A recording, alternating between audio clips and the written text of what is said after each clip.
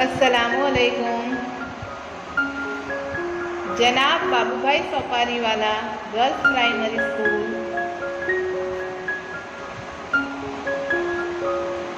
कक्षा 6, विषय हिंदी,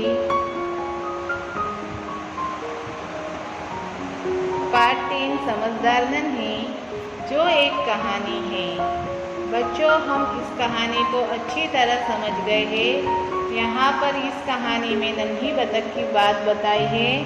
नन्ही बतख बिच्छू को 2 बार जीवन दान देती है, लेकिन बिच्छू होता है वो उसे डंक मार देता है। अंत में नन्ही जो होती है वो उसकी गंदी आदत छुड़ा कर देती है। मतलब उसका स्वभाव जो होता है वह बचाने वाला होता है, भलाई करने वाला होता है। नन्ही ने बिच्छू के साथ भलाई की थी, फिर भी बिच्छू ने उसे डंक मारने की आदत नहीं छोड़ी।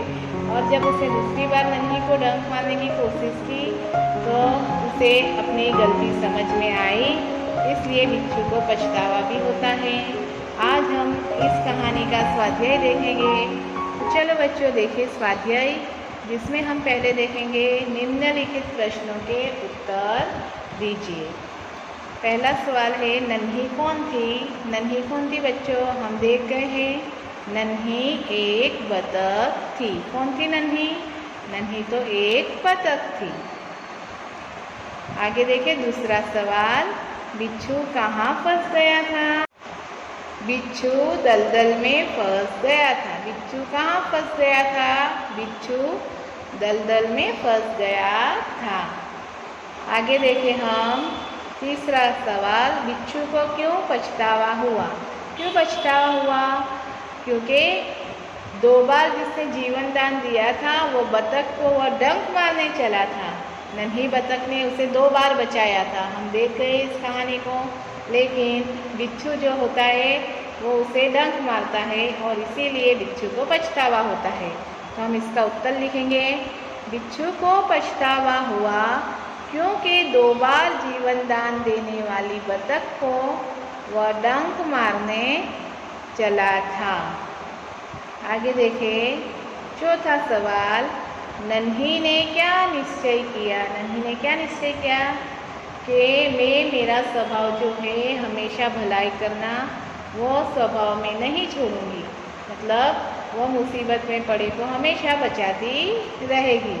तो इसका हम उत्तर देखेंगे, नन्ही ने यह निश्चय किया कि वह मुसीबत में पड़े को हमेशा बचाती रहेगी।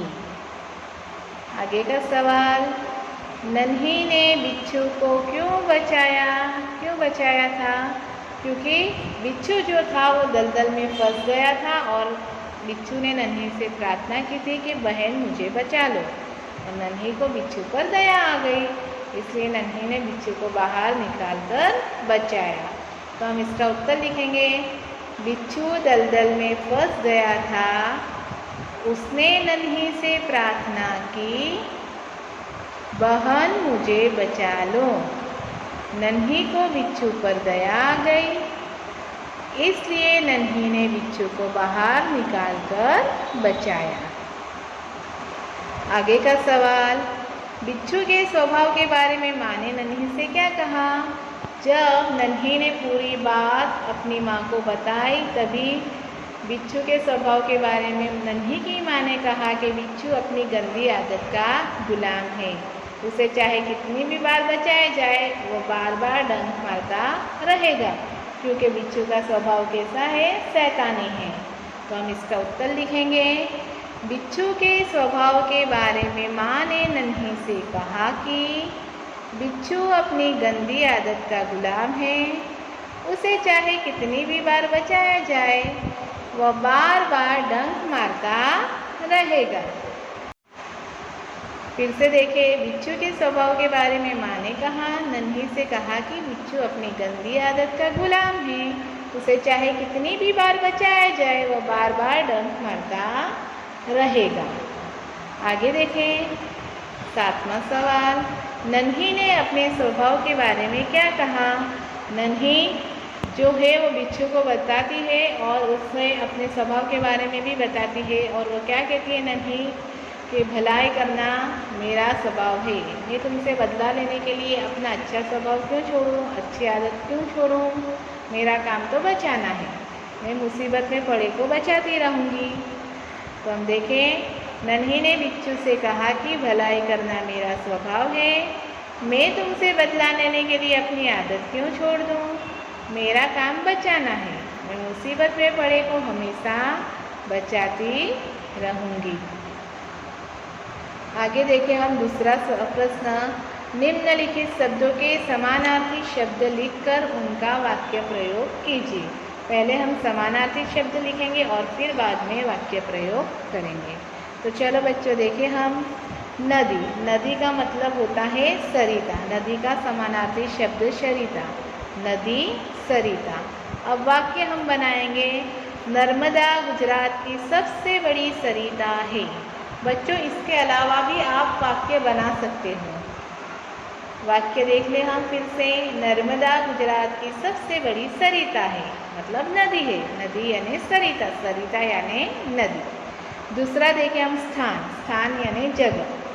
वाक्य, अच्छे बुरे लोग हर जगह पाए जाते हैं। अच्छे लोग भी पाए जाते हैं और बुरे लोग भी हर जगह पाए जाते हैं। यहाँ पर हमने जगह जो है वो वाक्य प्रयोग किया है, इसके अलावा भी आप वाक्य प्रयोग कर सकते हैं, वाक्य बना सकते हो।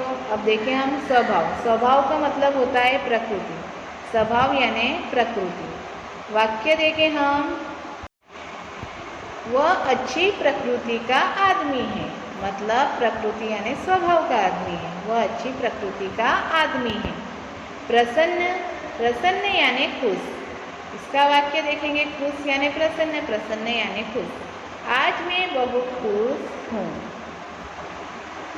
आगे देखें, मुसीबत, मुसीबत का मतलब होता है संकट, संकट यानी मुसीबत, मुसीबत यानी संकट। वाक्य, संकट में धीरज से काम लेना चाहिए।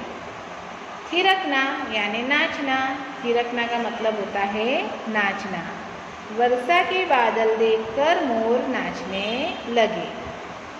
बच्चों ये सारे दोनों प्रश्न आपको आपकी हिंदी की नोट में सुंदर अक्षरों में लिखने हैं और साथ ही साथ इसे याद भी करने होंगे। Thank you.